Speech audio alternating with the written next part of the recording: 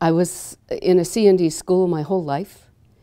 I was very sure that I did not want to be a C&D, not just a C&D. I remember one of the last days of high school, one of the sisters saying to me, have you ever thought of entering? I said, oh yes, I've thought of it, but it's not for me. And I knew inside that I wasn't really completely telling the truth. There was some sense in me that, there's something here.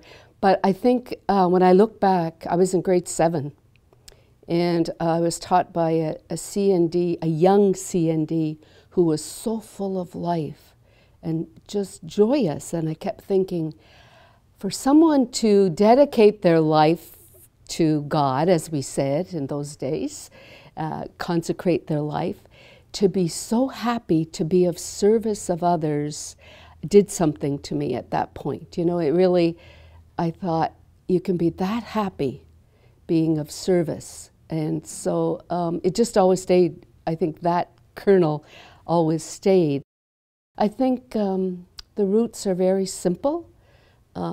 Mystery and grace, I don't know. I just had a sense.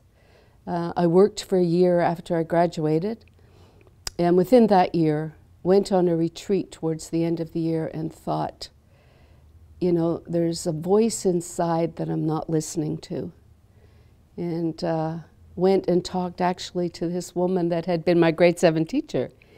And from there it just started moving. And I've never looked back in the sense of wishing I hadn't done it. I mean, there's lots of moments that have been difficult, just as anyone's life. You make choices for something, which means you make a choice to not choose other paths, or to not live in other ways. So